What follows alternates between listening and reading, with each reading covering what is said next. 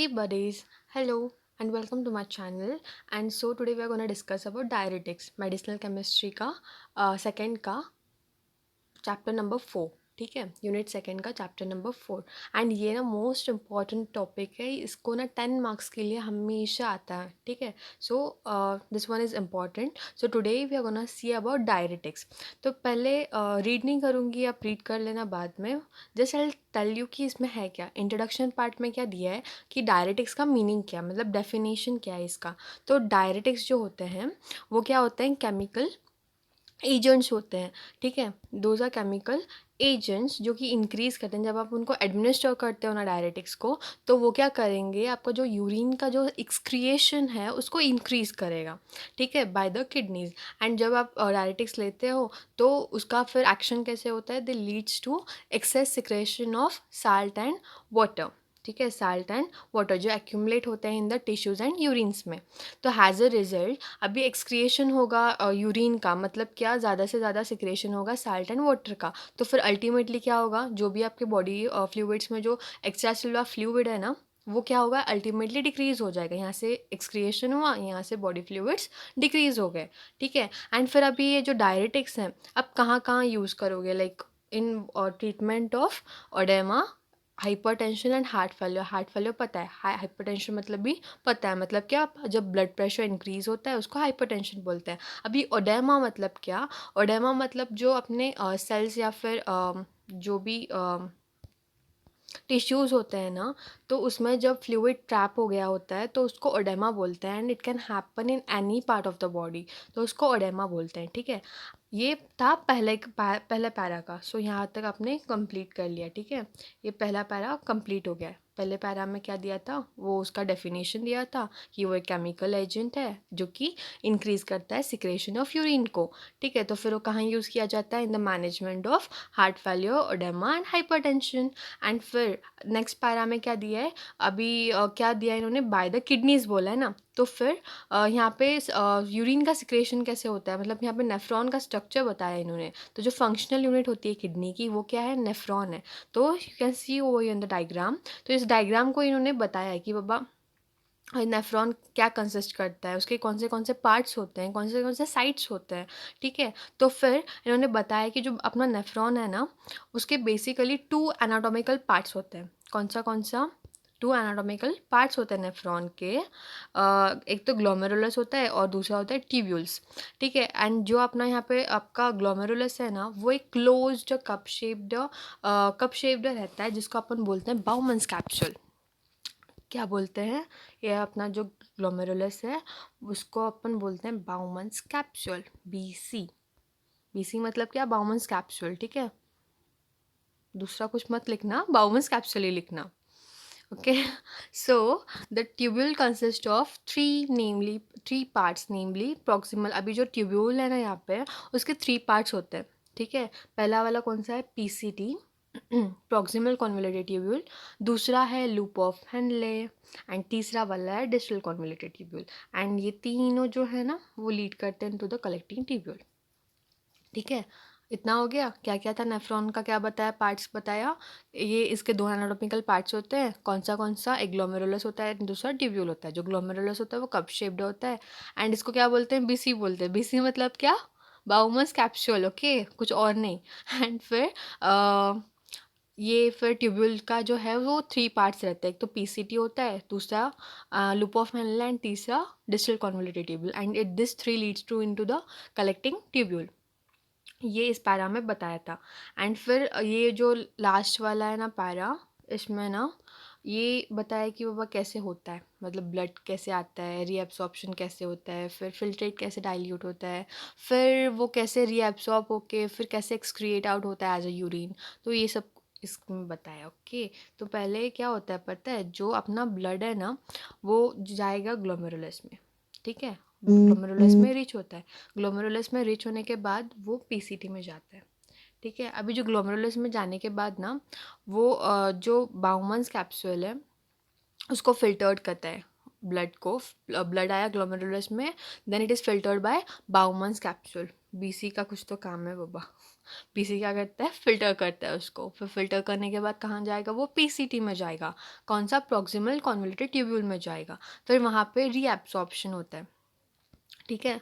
अभी पीसीटी में क्या होता है, रीएब्सॉर्प्शन टेक्स प्लेस करता है, किसका किसका, just have a look at the para over here, देखो यहाँ पे बताया है, proximal convoluted tubule where the reabsorption of sodium chloride, calcium ions, bicarbonate, phosphate ions, amino acids and low molecular weight proteins takes place. तो यहाँ पे इन सब का ना क्या होता है, रीएब्सॉर्प्शन होता है। अभी फिर वहाँ पे रीएब्सॉर्प्शन होने के बाद ना यहाँ पे लूप ऑफ हेनले जो है ना वहाँ पे आता है ब्लड, जो भी रीएब्सॉर्प्शन किया होता है ना, तो अभी वहाँ पे रीएब्सॉर्प्शन हुआ है करके जब लूप ऑफ हेनले में आएगा ना तो वो डाइल्यूटेड हो जाएगा, ठीक है। तो फिर डाइल्यूटेड होने के बाद वो कहाँ जाता है, फिर लास्ट साइट ऑफ एक्शन, नहीं, थर्ड वाला इसमें जाता है, डिस्टल कॉन्वोल्यूटेड ट्यूब्यूल में। डिस्टल कॉन्वोल्यूटेड ट्यूब्यूल में क्या होता है, वहाँ पे भी रीएब्सॉर्प्शन होता है, ठीक है। कैसे होता है reabsorption, by the exchange of cations, यहाँ पे exchange of cations takes place करता है, ठीक है। You can just take a screenshot over here, you can read it after, फिर आपको समझ में आएगा, ठीक है। अब मैं शॉर्ट में बता रही हूँ आपको। तो यहाँ पे क्या होता है, सी कैटायंस का एक्सचेंज होता है यहाँ पे, which is under the control of aldosterone. तो लास्ट एंड जो फाइनल साइट है ना किसकी, सोडियम आयन एब्सॉर्प्शन की, वो कहाँ पे टेक प्लेस होती है, कलेक्टिंग ट्यूब्यूल्स में, ठीक है। एंड यहाँ पे जो ट्यूब्यूल है नॉर्मली रीएब्सॉर्ब करता है कितना, 90% ऑफ ग्लोमेरुलर फिल्ट्रेट को। अभी 3 साइड्स हैं, ठीक है, तो फिर वो 90% ऑलमोस्ट सारा फिल्ट्रेट रीएब्सॉर्ब कर लेता है। लेकिन जो बचा कुचा जो रेस्ट ऑफ द फिल्ट्रेट होता है ना, जो ट्यूबुलर सिक्रेशन से पास होते हुए ब्लैडर में जाता है, फिर ब्लैडर में and it is voided as urine, ठीक है। तो यहाँ पे बताया कि बाबा कैसे रीएब्सॉर्प्शन टेक प्लेस होता है, एंड सो फिर वो जो बचा कुचा रेस्ट ऑफ द फिल्ट्रेट होता है वो कहाँ पे जाएगा, ट्यूबुलर सिक्रेशन से पास होते हुए ब्लैडर में जाता है, फिर it is excreted out as urine, ठीक है। तो फिर यहाँ पे आपने क्या देख लिया, इंट्रोडक्शन देख लिया कि बाबा डायरेटिक्स कैसे होते हैं, what are those are chemical agents जो कि सिक्रेशन ऑफ यूरिन को इंक्रीज करते हैं। तो फिर वो कैसे होता है, बाय यूरिन मतलब कहाँ पे, बाय द किडनीज होता है। किडनी का फंक्शनल यूनिट क्या है, नेफ्रॉन। तो यहाँ पे आपने क्या हुआ, नेफ्रॉन का स्ट्रक्चर देख लिया, ठीक है। एंड फिर इस पैरा में क्या देख लिया कि बाबा ब्लड कैसे आता है, वो फिल्टर कैसे होता है, रीएब्सॉर्प्शन कैसे होता है, फिर रीएब्सॉर्प्शन होने के बाद जो भी बचा कुचा फिल्ट्रेट है वो कैसे पास आउट होके कैसे ब्लैडर में जाके एक्सक्रिएट आउट होता है। So it was all about the introduction part of diuretics, ठीक है। Now moving forwards to the classification of diuretics. देखो 10 मार्क्स के लिए 101% आता है, ठीक है। डायरेटिक्स 10 मार्क्स के लिए आता ही आता है, so it is most important, ध्यान देना, ठीक है। एंड क्लासिफिकेशन में जो डायरेटिक्स है ये 5 क्लासेस में डिवाइडेड है, ठीक है। पहला वाला क्लास कौन सा है, कार्बोनिक अनहाइड्रेस इनहिबिटर। दूसरा वाला थायाजाइड्स, तीसरा वाला लूप डायरेटिक्स जिसको अपन बोलते हैं हाई सीलिंग डायरेटिक्स, ठीक है। एंड फोर्थ वाला ऑस्मैटिक डायरेटिक्स, एंड फिफ्थ वाला पोटेशियम स्पैरिंग डायरेटिक्स। ओके, फिर से बोलो, diuretics those are classified into 5 types. पहला वाला कार्बोनिक अनहाइड्रेस इनहिबिटर, दूसरा वाला थायाजाइड्स, तीसरा वाला लूप डायरेटिक्स जिसको अपन बोलते हैं हाई सीलिंग डायरेटिक्स, फोर्थ वाला है ऑस्मैटिक डायरेटिक्स, एंड फिफ्थ वाला है पोटेशियम स्पैरिंग डायरेटिक्स, ठीक है। तो कार्बोनिक अनहाइड्रेस इनहिबिटर में 3 ड्रग्स आते हैं, एसिटाजोलामाइड, मिथाजोलामाइड एंड डाइक्लोरोफिनामाइड। तो इसमें से इंपॉर्टेंट ड्रग ना पहले वाले में एसिटाजोलामाइड है, तो इतना परफेक्ट करना, ठीक है। एंड थायाजाइड्स में क्लोरथायाजाइड इंपॉर्टेंट है। एंड लूप डायरेटिक्स और सीलिंग हाई सीलिंग डायरेटिक्स में फ्यूरोसेमाइड्स इंपॉर्टेंट है। And osmotic diuretic and potassium sparing diuretics से इतना कुछ आया नहीं है, बट ये जो स्टार्टिंग के 3 है ना उसमें से एक एक तो आया ही आया, लाइक एसिटाजोलामाइड, क्लोरथायाजाइड्स एंड जो फ्यूरोसेमाइड है ना उसको स्टार करके रख देना, ठीक है। एंड क्लासिफिकेशन करके जाना, बिकॉज क्लासिफिकेशन पूछते हैं, लाइक दे विल से कि बाबा डिफाइन डायरेटिक्स एंड फिर उसका क्लासिफिकेशन दो, एंड फिर इसमें से एक वाला जो होता है ना उसको आपको एक्सप्लेन करने बोलते हैं। तो फिर जस्ट तो पहला वाला क्लास कौन सा है, कार्बोनिक अनहाइड्रेस इनहिबिटर, ठीक है। तो कार्बोनिक अनहाइड्रेस इनहिबिटर में क्या होता है, ये एक एंजाइम है जो कि इन्वॉल्व होता है in the conversion of carbon dioxide and water को into the H plus and HCO minus, HCO 3- जो कि एक्सचेंज होता है with the sodium ions while HCO3- get reabsorbed. तो जो HCO3 जो होता है ना वो अपने बॉडी में जो एसिड बेस बैलेंस है ना उसको मेंटेन करता है, ठीक है। एंड इसमें कौन सा इम्पोर्टेंट है, acetazolamide. Just have a look at the structure and synthesis, ये परफेक्ट करके जाना, ठीक है। इसके प्रॉपर्टीज़ देखते हैं कि it is a white crystalline powder. एक वाइट क्रिस्टलाइन पाउडर होता है जो कि स्लाइटली सोल्यूबल होता है वाटर में। ये रैपिडली एब्जॉर्ब होता है after oral administration. It is not metabolized and excreted unchanged in the urine. Mechanism of action, ये इनहिबिट करता है कार्बोनिक अनहाइड्रेस को, जो कि कॉज करता है reduction of hydrogen ions for active transport in the tubule lumen which lead to the excretion of bicarbonate, sodium and potassium and water. जो anti convulsant activity होती है इस ड्रग की वो डिपेंड करती है direct inhibition of the carbonic anhydrase in the CNS which decrease the carbon dioxide tension in the pulmonary alveoli, thus increase the arterial oxygen tension. तो ये जो एसिटाजोलामाइड है कहाँ कहाँ पे यूज़ होता है, it is used in the treatment of glaucoma and drug induced edema. It is also used in the anticonvulsant for the treatment of epilepsy. It is also used for the treatment of Mendel's disease, disorder of inner ear, altitude sickness and neuromuscular disorder. Structure activity relationships, SAR. The substituted sulfonyl group is essential for the activity. The sulfonyl group must be attached to the aromatic ring. जो substitution होता है methyl group का on one of the acetazolamide ring, nitrogen yields methazolamide which is also retain the carbonic anhydrase inhibitor. तो यहाँ पे SAR में क्या दिया है स्ट्रक्चर एक्टिविटी रिलेशनशिप में कि जो अनसब्स्टिट्यूटेड सल्फोनिल ग्रुप है वो इसेंशियल होता है एक्टिविटी के लिए, एंड जो sulphonyl group it should be attach to an aromatic ring, ठीक है। एरोमेटिक रिंग को ही अटैच होना चाहिए। एंड जो सब्स्टिट्यूशन होता है मिथाइल ग्रुप का on one of the acetazolamide ring, nitrogen yields methazolamide, जो कि रिटेन करता है कार्बोनिक अनहाइड्रेस इनहिबिटर एक्टिविटी को। ये बाकी के ड्रग्स देख लेना।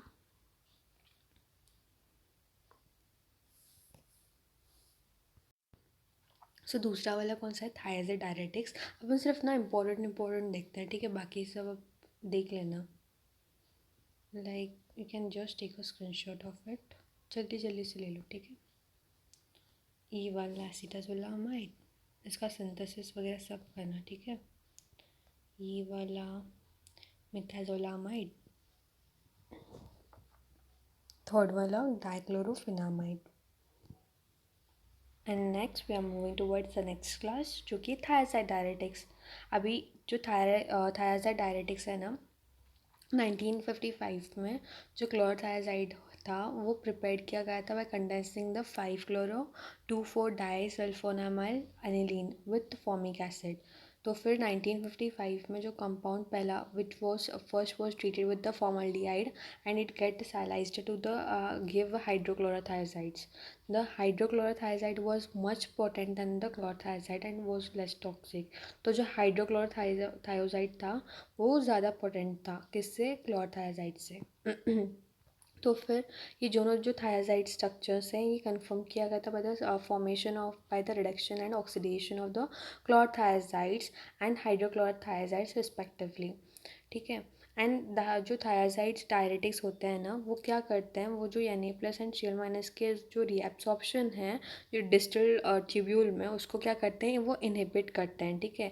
एंड ये जो इनहिबिशन है वो इंक्रीज़ करता है Ca+ reabsorption in the distal tubules and thus वो इंक्रीज़ करते हैं the activity of Na+ and Ca2+ exchanger and ultimately वो इनहिबिट होता है the entry of Na+ ions and वो डिक्रीज़ करता है प्लाज्मा वॉल्यूम को, जो रिजल्ट करता है in the increase of secretion of the sodium chloride, water, potassium and bicarbonate ions. तो जब आप डायरेटिक थायाजाइड्स लेते हो तो जो थायराइड डायरेटिक्स होते हैं ना वो जो सोडियम एंड क्लोराइड आयंस जो होते हैं उनका रीएब्सॉर्प्शन जो होता है उनको वो इनहिबिट करते हैं। कहाँ पे, जो थर्ड साइड ऑफ एक्शन हमने देखा था कहाँ पे, न्यूरॉन के वहाँ पे, तो वो जो वहाँ पे डिस्टल ट्यूब्यूल है ना वहाँ पे वो Na+ एंड Cl- को इनहिबिट करते हैं। तो ये जो इनहिबिशन है ना ये इंक्रीज़ करता है Ca2+ रीएब्सॉर्प्शन को in the distal tubule, and thus ये इंक्रीज़ करता है, अभी यहाँ पे रीएब्सॉर्प्शन को उन्होंने इनहिबिट किया है तो फिर वहाँ पे क्या होता है, इंक्रीज़ होता है in the activity of Na+ and Ca2+ exchanger,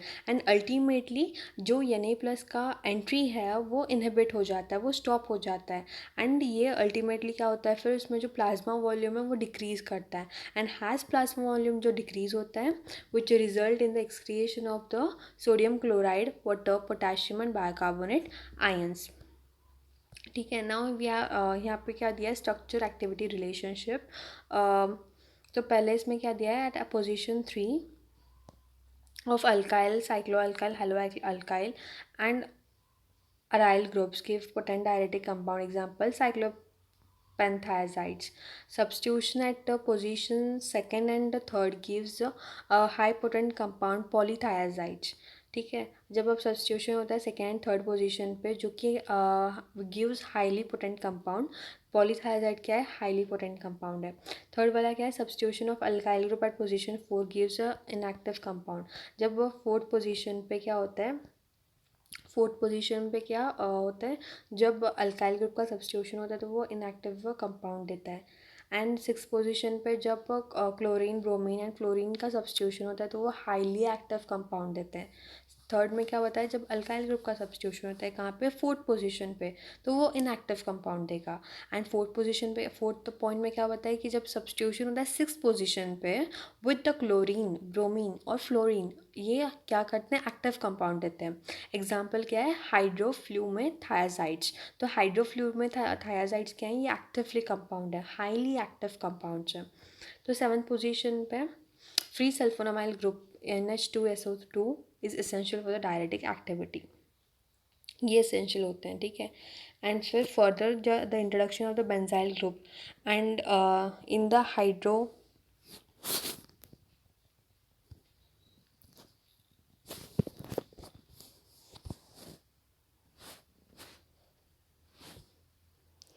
of benzyl group of hydrofluomothiazides give highly active compounds, example bendrofluomefuazides.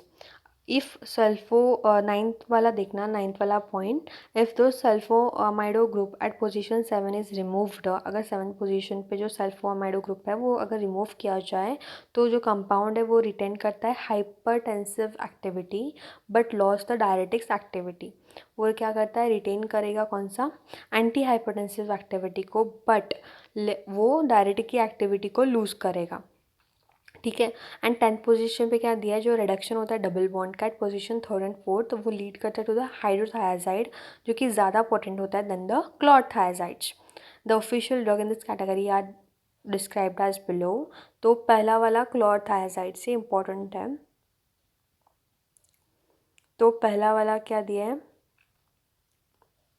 Chlorothiazide का स्ट्रक्चर, इसका IUPAC नेम है 6-chloro-2H-1,2,4 बेंजोथायाजाइन 7 सल्फोनामाइड 1,1 डाइऑक्साइड।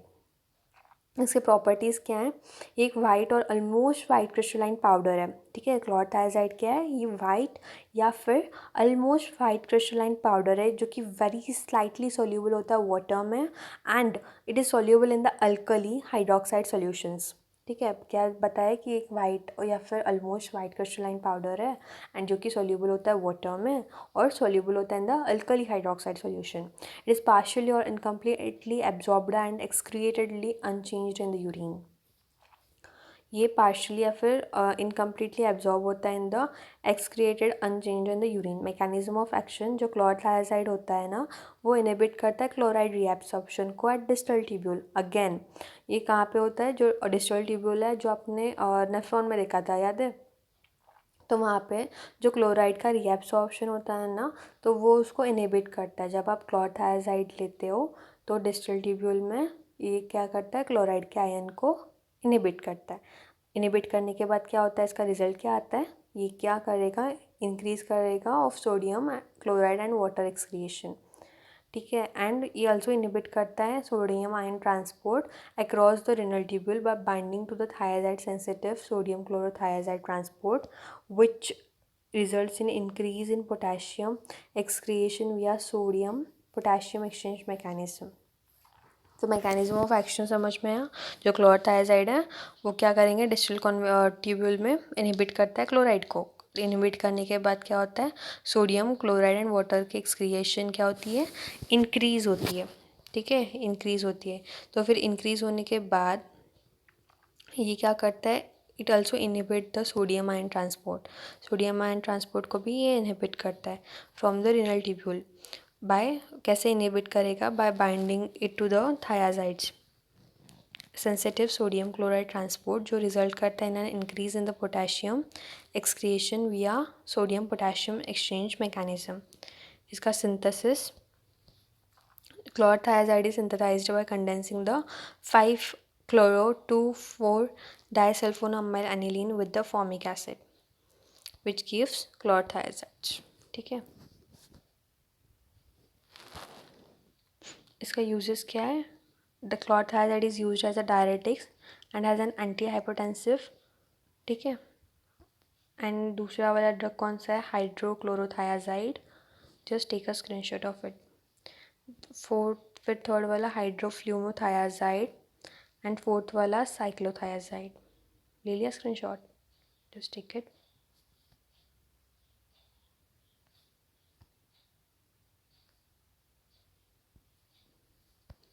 देन फिर थर्ड वाला क्लास जिसको बोलते हैं loop diuretics, which is also called as high ceiling diuretics. ठीक है, लूप डायरेटिक्स को क्या बोलते हैं, हाई सीलिंग डायरेटिक्स। भी जो लूप डायरेटिक्स होते हैं ये act mainly eight thick ascending limb of loop of Henley. अभी लूप डायरेटिक्स मतलब क्या, नाम में ही है राइट, कहाँ पे एक्ट करेगा, लूप ऑफ हेनले में। ये मेनली कहाँ पे, at thick ascending limb of loop of Henle. Loop of Henle में जो थिक असेंडिंग लिम्ब होता है वहाँ पे ये लूप डायरेटिक्स एक्ट करता है। जो इससे पहले जो थायाजाइड देखा था वो कहाँ पे एक्ट करता था, डिस्टल कॉन्वोल्यूटेड ट्यूब्यूल में। ठीक है, थर्ड वाले साइड पे। एंड जो लूप डायरेटिक्स है वो कहाँ पे एक्ट करता है, सेकंड वाले में, लूप ऑफ हेनले। जो अपने नेफ्रॉन न्यूरॉन का ये देखा था ना, स्ट्रक्चर देखा था, याद है, सी हियर, एक सेकेंड, देखो नेफ्रॉन का देखा था यहाँ पे। डिस्टल कॉन्वोल्यूटेड ट्यूब्यूल में क्या था, थायाजाइड्स एक्ट करते हैं। लूप ऑफ हेनले में कौन सा, लूप ऑफ डायरेटिक्स एक्ट करते हैं। ठीक है,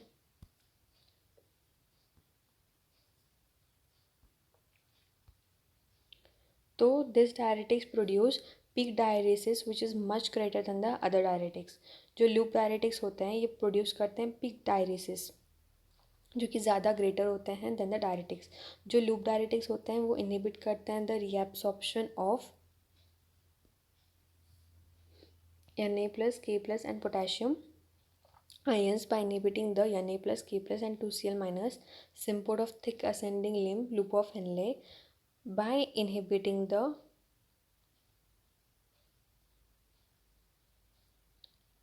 reabsorption of Ca plus plus and Mg plus plus.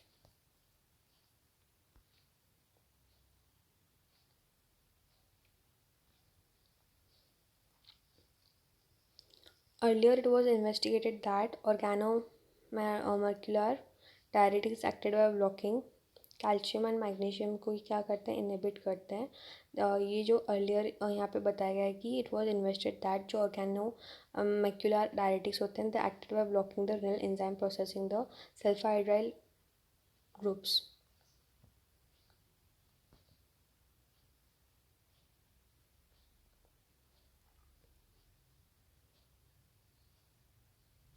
It makes the thiol adducts. Later it was shown that the alpha beta unsaturated ketone derivatives having a carboxylic acid group has a significant diuretic activity. तो जो alpha and beta unsaturated ketone derivatives होते हैं जिनके पास carboxylic acid group होता है उनके पास एक significant diuretic activity होती है। तो जो मोस्ट इफेक्टिव कंपाउंड होते हैं इस कैटेगरी में वो कौन से होते हैं, इथा कार्बामिक एसिड, फ्यूरोसमाइड एंड ब्यूटेनामाइड। ठीक है, जो लूप डायरेटिक्स होते हैं अदर देन दिस, जो टॉर्सेनाइड हो गया या फिर एजोसमाइड या फिर म्यूजोलिमिन या फिर ट्राइपोमाइड या फिर पायरिटानाइड। तो the high ceiling diuretics are effective in the treatment of acute pulmonary edema, hypertension, hypercalcemia, hyperkalemia, acute renal failure and in the treatment of toxic ingestion of bromide, fluoride and iodide. ठीक है, तो इसके drugs ना इतने important नहीं है, लेकिन loop diuretics के इतने नहीं आए. Just you can take a screenshot of it. पहला वाला फ्यूरोसमाइड है, दूसरा वाला ब्यूमेटानाइड है, फिर इथेरानिक एसिड है, फिर यहाँ पे लास्ट वाला कौन सा है, पोटेशियम स्पैरिंग डायरेटिक्स. अभी जो पोटेशियम स्पैरिंग डायरेटिक्स है, ये this are the type of diuretics inhibit the sodium reabsorption in the lateral distal tubule and indirectly spare the potassium excretion. तो फिर ये वापस कहाँ पे इनका ये इनहिबिट करते हैं सोडियम को, डिस्टल ट्यूब्यूल में, जो इनडायरेक्टली स्पेयर करता है पोटेशियम एक्सक्रिएशन को. तो this are the mild diuretics. तो पोटेशियम स्पेरिंग डायरेटिक्स क्या है, माइल्ड डायरेटिक्स है and they tend to cause the bicarbonate loss but not chloride potassium sparing diuretics से दो टाइप्स के होते हैं. ठीक है, कौन से, aldosterone antagonist and sodium channel inhibitor. क्या दिया इन्होंने, जो पोटेशियम स्पैरिंग डायरेटिक्स होते हैं वो क्या करते हैं, इनहिबिट करते हैं सोडियम के रीएब्सॉर्प्शन को. कहाँ पे, डिस्टल ट्यूब्यूल में. डिस्टल ट्यूब्यूल में जो सोडियम का रीएब्सॉर्प्शन होता है उसको इनहिबिट करते हैं. कौन, पोटेशियम स्पैरिंग डायरेटिक्स. ये इनडायरेक्टली स्पेयर करते हैं पोटेशियम के एक्सक्रिएशन को. तो ये जो पोटेशियम स्पैरिंग डायरेटिक्स होते हैं ना, ये क्या होते हैं, माइल्ड डायरेटिक्स होते हैं and tend to cause bicarbonate loss. And इनके वजह से क्या होता है, बायोकार्बोनेट का लॉस होता है. लेकिन जो chloride potassium but not chloride, मतलब बायोकार्बोनेट का लॉस होता है बट क्लोराइड का लॉस नहीं होता. एंड जो पोटेशियम स्पैरिंग डायरेटिक्स हैं दो टाइप्स के होते हैं, एक तो एल्डोस्टेरोन एंटागोनिस्ट और दूसरा वाला है सोडियम चैनल इनहिबिटर्स. ठीक है, अभी एल्डोस्टेरोन एंटागोनिस्ट मतलब क्या, जो एड्रेनल कॉर्टेक्स में स्टीरोडल हार्मोन्स होते हैं जिनको अपन मिनरल कॉर्टिकॉइड्स बोलते हैं. एड्रेनल कॉर्टेक्स स्टीरोडल हार्मोन्स को क्या बोलते हैं, मिनरल कॉर्टिकॉइड्स, जो plays an important role in the body. कौन इम्पॉर्टेंट रोल प्ले करता है, मिनरल कॉर्टिकॉइड्स. मतलब क्या, एड्रेनल कॉर्टेक्स स्टीरोडल हार्मोन. ठीक है, तो some of them influences the electrolyte and water balance in the body. तो अभी मेन रोल इनका क्या है, तो थोड़े लोग क्या करते हैं इसमें से, क्या कि इलेक्ट्रोलाइट जो है उसको क्या करते हैं, इन्फ्लुएंस करते हैं एंड जो मेन वाटर का बैलेंस होता है बॉडी में उसको मेंटेन करते हैं. And this hormones increases the absorption of sodium ions and increases the urinary excretion. तो एल्डोस्टेरोन एंटागोनिस्ट क्या, बहुत इंपॉर्टेंट रोल प्ले करता है. ठीक है, जो इलेक्ट्रोलाइट एंड वाटर का बैलेंस होता है बॉडी में उसको इन्फ्लुएंस करता है. प्लस ये जो हार्मोन्स होते हैं वो जो एब्सॉर्प्शन होता है सोडियम आयंस का उसको भी इंक्रीज़ करता है. And ultimately it increases the urine excretion of both potassium and hydrogen. So aldosterone has a formyline group attached to the position 13, where as in other steroidal hormone there is normally a methyl group at C18. तो इसके कौन से drugs हैं, spironolactone, then sodium channel inhibitors. दूसरा वाला type है potassium diuretics का जो है sodium channel inhibitor. Sodium channel inhibitor मतलब क्या, कि इसमें जो एमिलोराइड एंड ट्राइमेटरिन ये दो ड्रग्स होते हैं इस क्लास में. तो ये जो ड्रग्स होते हैं they are derivatives of pyrazine and pteridine respectively. तो इसके जो एक्शंस होते हैं ये डिफरेंट होते हैं स्पिरोनोलैक्टोन से. ये इनहिबिट करता है sodium channel of the collecting tubule. अभी ठीक है, अभी डिस्टल कॉन्वोल्यूटेड ट्यूब्यूल का कहाँ पे देखा था, थायाजाइड देखा था. ठीक है, लूपोफिलिन का लूप डायरेटिक्स देखा था. तो अभी कलेक्टिंग ट्यूब्यूल में कौन रहते हैं, सोडियम चैनल इनहिबिटर्स होते हैं. ठीक है, which result in the fall of electrochemical gradient created by the sodium pump. This gradient is one of the driving forces for the secretion of potassium ions. The decrease in this gradient potential probably decreases the secretion of potassium ions.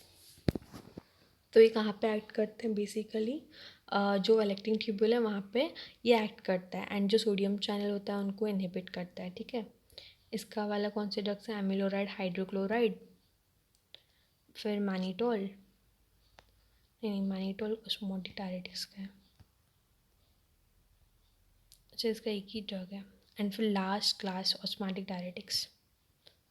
Dam, it's over now. Last वाला है osmotic diuretics. Osmotic diuretics act by increasing the osmotic pressure of the tubular fluid. तो जो diuretics osmotic diuretics होता है ना, जब आप उनको एडमिनिस्टर करते हो तो फिर जो ऑस्मैटिक प्रेशर होता है ट्यूबुलर फ्लूइड का, तो उसको इंक्रीज़ करते हैं। ये जो एजेंट्स होते हैं they are freely filtrable at the glomerulus and have limited tubular reabsorption. इनका ट्यूबुलर रीएब्सॉर्प्शन लिमिटेड होता है एंड ये फ्रीली क्या करते हैं, फिल्ट्रेट करते हैं एट द ग्लोमेरुलस। ग्लोमेरुलस को में जो ब्लड आता है उसको कौन फिल्टर करने का काम करता है, बाउमन्स कैप्सूल। ठीक है। When these agents are administered in high concentration, जब आप ऑस्मैटिक डायरेटिक्स हाई कंसनट्रेशन में एडमिनिस्टर करते हो, जब आप लेते हो, तो फिर it results in passing of large quantity of water from the body. ठीक है, ज़्यादा क्वांटिटी में अगर आपने ऑस्मैटिक डायरेटिक्स लिया तो फिर क्या होता है, जो आप लार्ज क्वांटिटी ऑफ वाटर क्या होगा, पास होगा आपके बॉडी से into the tubule and this results in the dialysis. Dialysis कैसे होता है, जब आप ज़्यादा लेते हो ऑस्मैटिक डायरेटिक्स, फिर लार्ज क्वांटिटी ऑफ वाटर कहाँ जाता है, water from the body into the tubule में जाता है एंड ये रिजल्ट करता है डायलिसिस में। तो थोड़े एग्जांपल्स होते हैं ऑस्मैटिक डायरेट के, जो इंक्लूड करते हैं urea, mannitol, sorbitol, isosorbide and glycerol.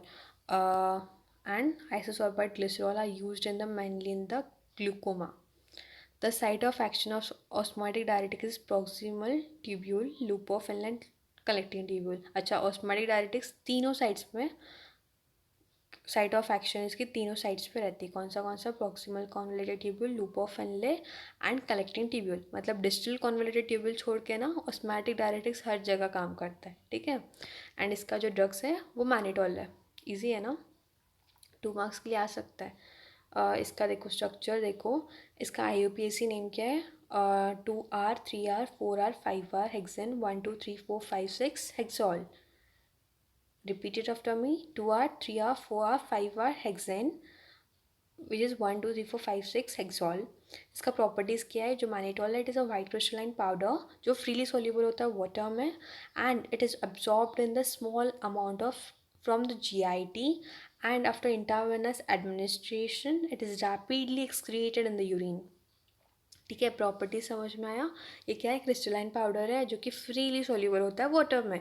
ठीक है। एंड जब ये अपन when it is absorbed in small amount from the GIT, तो फिर आफ्टर इंट्रावेनस एडमिनिस्ट्रेशन ये क्या करता है, रैपिडली एक्सक्रीटेड होता है द यूरिन। अभी इसके यूजेस क्या है, जो मैनिटोल है वो यूज़ होता है in the diagnostic agent for the kidney function. It is often use in the management of cerebral oedema. Cerebral oedema में भी अपन क्या करते हैं, जो मैनिटोल है उसको यूज़ करते हैं। And it is use to increase the urine volume in the patients. जो यूरिन का वॉल्यूम होता है पेशेंट्स में, जब उसको एक्यूरेट इनफ वैल्यू हो जाता है तभी भी मैनिटोल यूज़ करते हैं। सो होप आपको अच्छा you had understand about diuretics. ठीक है, क्या क्या देखा, डायरेटिक्स का डेफिनेशन देखा, उसके सब टाइप्स देखे, उसका क्लासिफिकेशन देखा, नेफ्रॉन का स्ट्रक्चर देखा एंड फिर ब्लड कैसे आता है, कैसे रीएब्सॉर्ब होता है, फिर कैसे फिल्ट्रेट वो ब्लैडर में जाके एक्सक्रिएट आउट होता है। फिर डायरेटिक्स के क्लासिफिकेशन देखा, 5 टाइप्स होते हैं। ठीक है, carbonic anhydrase inhibitor, thiazide, loop diuretic, osmotic diuretic and potassium sparing diuretics. ठीक है, तो कार्बोनिक एनहाइड्रेस इनहिबिटर में कौन सा वाला करना है आपको, एसिटाजोलामाइड इंपॉर्टेंट है, थायाजाइड में क्लोरथायाजाइड इंपॉर्टेंट है, लूप डायरेटिक में फ्यूरोसमाइड इंपॉर्टेंट है and osmotic diuretic and potassium diuretics ऊपर से कर लेना। ठीक है, एंड यहाँ पे स्ट्रक्चर्स वगैरह दिया है। Hope you have like this. Please do subscribe, like and share. Thanks for watching guys, thank you.